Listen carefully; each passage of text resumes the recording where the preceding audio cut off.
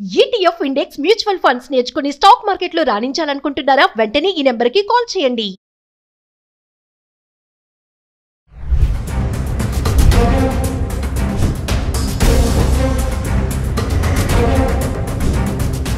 Hi hello నమస్తే, welcome back to Suman TV. ప్రస్తుతం మనతో పాటు ఉన్నారు consumers welfare committee chairman Mandadi Krishna Reddy garu. సార్తో మాట్లాడదాం.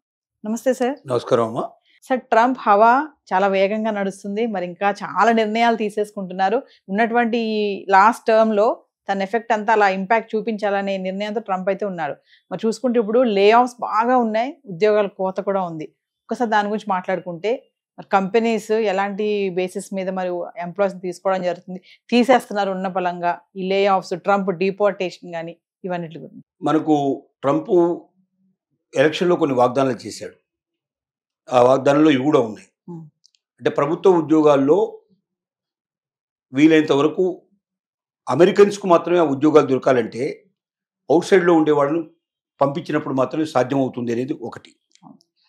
రెండోది, ప్రభుత్వం మీద భారం ప్రభుత్వ ఉద్యోగుల వల్ల వస్తుంది. ఎందుకంటే ప్రైవేటు ఉద్యోగుల పరిస్థితి అయితే గవర్నమెంట్ రూపాయి ఇవ్వాల్సి అక్కర్లేదు, వాళ్ళకి పైపెచ్చి వాళ్ళ దగ్గర నుంచి ట్యాక్సెస్ వసూలు అవుతాయి. కానీ గవర్నమెంట్ నడపడంలో మనకు గవర్నమెంట్ ఉద్యోగస్తులు అయినప్పుడు ఏమవుతుందంటే వాళ్ళ జీతభత్యాలు వాళ్ళకి కావాల్సినవన్నీ ఇవ్వాలి. రెండోది ఏంటంటే ప్రైవేటు వాడైతే తక్కువ ఇచ్చినా ఏదో రకంగా ఎక్కువ మేనేజ్ చేసుకోవడానికి పాసిబిలిటీ ఉంటుంది, కానీ గవర్నమెంట్ అలాంటి తప్పుడు పనులు చేయడానికి అవకాశం ఉంది. ఖచ్చితంగా అమెరికన్ సిటిజన్స్కి ఇచ్చినప్పుడు మామూలుగా కంపేర్ చేస్తే, అంటే అదర్ కంట్రీస్ నుంచి అక్కడికి వచ్చినటువంటి వాళ్ళు ఎవరున్నారో వాళ్ళకి, వీసా మీద వచ్చినటువంటి వాళ్ళకి ఇచ్చేటువంటి వాళ్ళకి ఏదైతే జీతాలు ఉన్నాయో, భత్యాలు ఉన్నాయో దాని మీద కనీసం 5 నుంచి 10 టైమ్స్ వరకు ఎక్కువ ఇవ్వాల్సిన పరిస్థితి ఏర్పడుతుంది. ఇలాగా ఇస్తున్నప్పుడు దీన్ని నడపడానికి అయ్యే ఖర్చు అంతా కూడా మరి ట్యాక్స్ పేయర్స్ నుంచి వచ్చే మనీ కదా. ఇది అమెరికన్ ప్రజల నుంచి వచ్చే డబ్బే తప్ప ఇది గవర్నమెంట్ కంటే ఎక్కడి నుంచి వస్తుంది? ట్యాక్సుల రూపంలో వచ్చేటువంటి, పన్నుల రూపంలో వచ్చేటువంటి వాటి నుంచే ఖర్చు పెట్టాలి.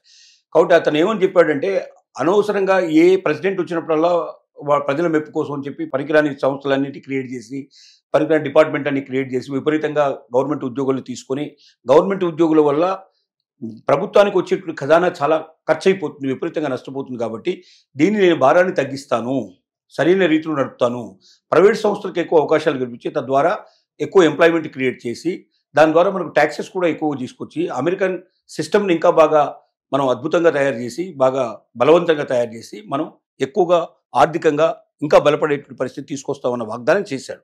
దానికి తోడుగా ఏం చేశాడంటే, ట్రంప్ సర్కార్ రాగానే చేసిన పని, ఎలాన్ మస్క్ ఆధ్వర్యంలో ఒక కమిటీ వేశారు. డిపోర్టేషన్ సంబంధించినటువంటి కమిటీ, ప్రత్యేకంగా లే ఆఫ్ చేయడానికి. అంటే ఎంతమందిని తీసే అవకాశాలు ఉన్నాయి, ఏ డిపార్ట్మెంట్లు మనం పూర్తిగా తొలగించవచ్చు. ఇప్పుడు మన ఇండియాలో కూడా మనం ఏదైతే ప్రభుత్వ సంస్థలు, ప్రభుత్వ రంగ సంస్థల్ని పూర్తిగా కన్వర్గేటెడ్ చేసే పరిస్థితి ఏర్పడింది. బీజేపీ గవర్నమెంట్లో చేసిన పని ఏంటంటే, ప్రభుత్వ రంగ సంస్థలు ఒక రకంగా చెప్పాలంటే అవి మనం ఒక భారంగా తయారైపోయినాయి.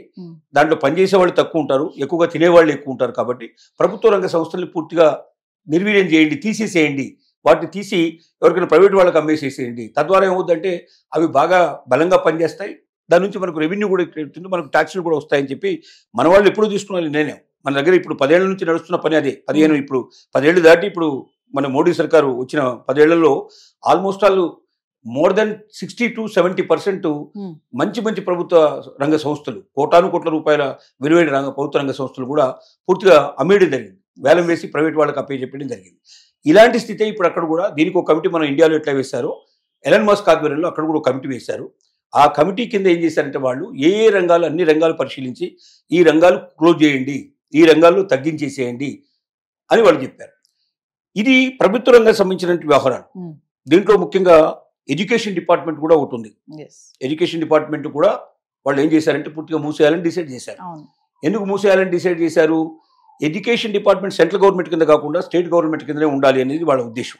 ఎందుకంటే ట్రంప్ సర్కారు డైరెక్ట్గా ఇప్పటిదాకా వాళ్ళకు కూడా ఒక శాఖని వాళ్ళు నిర్వహిస్తున్నారు. ఈ శాఖ ద్వారా ఏమవుతుందంటే ప్రతి స్టేట్కి కొంత అమౌంట్ వాళ్ళు దీని ద్వారా వాళ్ళకి ఒక రకమైనటువంటి వాళ్ళకి ఇస్తున్నారు, వాళ్ళకి గ్రాంట్ కింద ఇస్తున్నారు. ప్రతి స్టేట్కి కొంత గ్రాంట్ ఇస్తున్నారు, కొన్ని యూనివర్సిటీస్ కొన్ని గ్రాంట్స్ ఇస్తున్నారు. అంగవైకల్యం ఉండేటువంటి వాళ్ళు, అందులోనేటువంటి పిల్లలకి చదువుకోవడానికి వాళ్ళకి అవకాశాలు కల్పించేట్టుగా కొంత గ్రాంట్ అదనంగా పోతుంది, నిరుపేదలైన వాళ్ళకి కొంత గ్రాంట్ పోతుంది. ఇప్పుడు ఎలన్ మస్క్ ఏమని వాళ్ళకి గవర్నమెంట్కి రికమెండ్ చేసిందంటే, అసలు ఎడ్యుకేషన్ డిపార్ట్మెంట్నే పూర్తిగా తీసేయండి. తీసేయడం వల్ల ఏంటి, దీనివల్ల మనకు ప్రభుత్వానికి చాలా డబ్బు మిగులుతుంది. మనం కోటాను కోట్ల రూపాయలు దీనికి మిలియన్స్ ఆఫ్ రూపీస్ మేము ఖర్చు పెడుతున్నాము. ఈ మిలియన్స్ ఆఫ్ రూపీస్ మనం మిగిల్చుకునే అవకాశం మనకు ఉంటుంది. స్టేట్ గవర్నమెంట్కి అప్పచెప్పేయండి, స్టేట్ గవర్నమెంటే చూసుకుంటాయి. స్టేట్ గవర్నమెంట్ ఎప్పుడైతే నిర్వహిస్తాయో మనకు భారం ఉండదు. మనం ఎందుకు సెంట్రల్ గవర్నమెంట్ కింద మనం ఎందుకు చూడాలి అంటే అక్కడ పేర్లు వేరుగా పెడతారు అనుకోండి, స్టేట్ సెంట్రల్ అని కాకుండా డిఫరెంట్గా పెడతారు అక్కడ. కానీ ఏదైనప్పటికీ అర్థం అదే, మనకు సెంట్రల్ గవర్నమెంట్ అనేది ట్రంప్ నిర్వహించేటువంటి ప్రత్యేకమైనటువంటి శాఖలు మనం ఇక్కడ సెంట్రల్ గవర్నమెంట్ అంటున్నాం. ఏ స్టేట్కి ఆ స్టేట్ ప్రత్యేకంగా అక్కడ ఉండేటువంటి గవర్నర్స్ కింద అక్కడ ఛాన్సలర్స్ అంటారు, గవర్నర్స్ అంటారు, రకరకాల పేర్లు ఉన్నాయి అక్కడ. వాళ్ళు నిర్వహించే పద్ధతి ప్రకారంగా వాళ్ళు చేసుకుంటారు అక్కడ. దీని లోపల సిస్టంలో ఇప్పుడు ట్రంప్ సర్కారు తీసుకున్న నిర్ణయం లోపల వాళ్ళు వీలైనంత డిపోటేషన్ల కింద చాలా వరకు తగ్గించాలి. గవర్నమెంట్ ఉద్యోగస్తులు తగ్గిపోవాలి, ప్రైవేటు ఉద్యోగస్తులు పెరగాలని వీళ్ళు ప్రయత్నిస్తారు. కానీ ప్రైవేటు ఉద్యోగస్తులుగా తగ్గుతున్నారు. ఇప్పుడు ఎడ్యుకేషన్ డిపార్ట్మెంట్లో 4,100 మంది పనిచేస్తున్నారు. 600 మంది స్వచ్ఛందంగా మేము విరమణ తీసుకుంటామని వాళ్ళు పదవి విరమణ చేశారు. మిగిలిన వాళ్ళందరినీ ఏం చేయాలి? ఇప్పుడు వాళ్ళని బలవంతంగా ఇంటికి పంపించేసి వాళ్ళకి ఎంతో బలవంతంగా పంపించాలంటే డెఫినెట్గా ఒక 2 సంవత్సరాలు 3 సంవత్సరాలు 5 సంవత్సరాల శాలరీ వాళ్ళకి ముందే ఇచ్చేయాల్సిన పరిస్థితి ఏర్పడుతుంది. దాన్ని బట్టి వాళ్ళకు ఒక్కొక్కటి వాళ్ళు ఎట్లాంటి నియామకాలు ఉన్నాయో వాళ్ళకు కండిషన్స్, టర్మ్స్ అండ్ కండిషన్ ప్రకారం ఇవ్వాలి. లేదంటే ఏం చేయాలి? వీళ్ళని వేరే డిపార్ట్మెంట్లో కలిపేయాలి తీసుకెళ్ళి. అంటే ఎక్కడెక్కడ అవసరాలు ఉన్నాయో మళ్ళీ కొత్త ఉద్యోగాలు తీసుకోకుండా వీళ్ళని తీసుకెళ్ళి అక్కడ కలిపేసి చేయాలి. ఇలాంటివన్నీ వాళ్ళు చేస్తున్నారు. కానీ విచిత్రంగా ప్రైవేటు రంగాల్లో కూడా చాలా వరకు లేఫ్ జరుగుతుంది.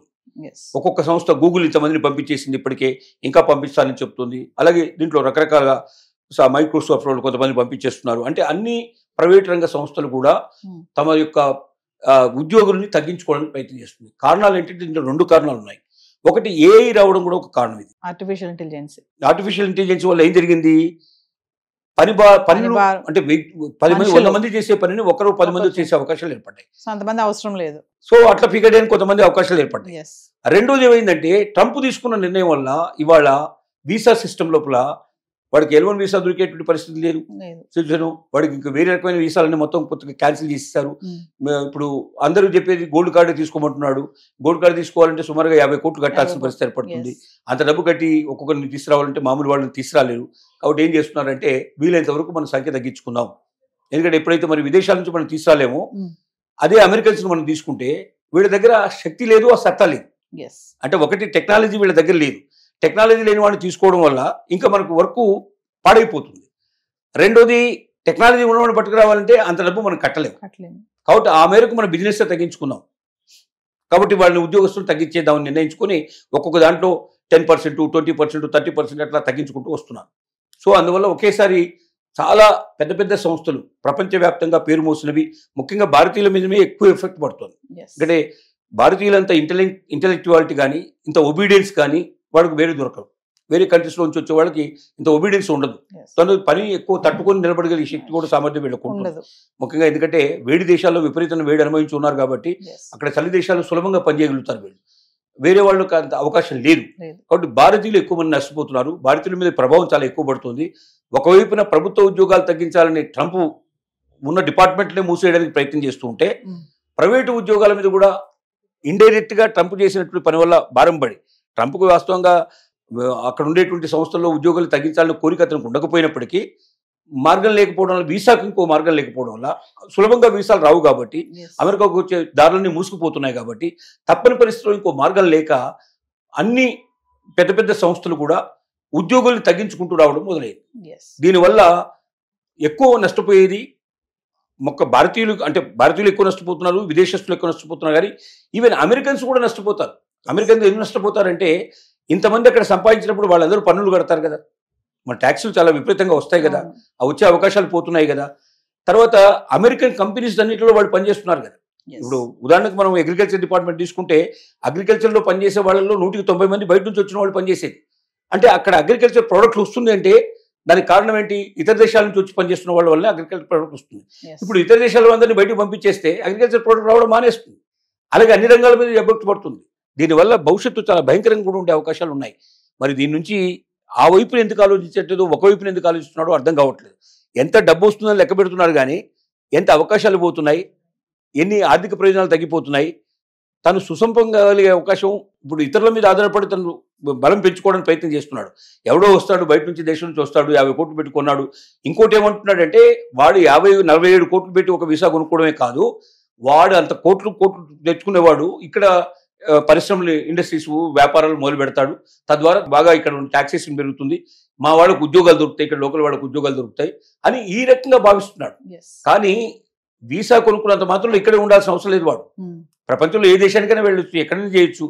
నాకు ఒక దేశంలో వీసా ఉంటుంది, నేను అక్కడే, ఇప్పుడు ఇండియన్ ఇక్కడ ఉన్నాడు, నేను ఈరోజు అమెరికాలో ఉంటాను, అక్కడ ఒక కంపెనీ పెడతాను, ఇంకోటి రేపు పొద్దున ఇంగ్లాండ్లో ఒక కంపెనీ పెడతాను, ఇంకో దగ్గర ఇంకో కంపెనీ పెట్టుకోవచ్చు.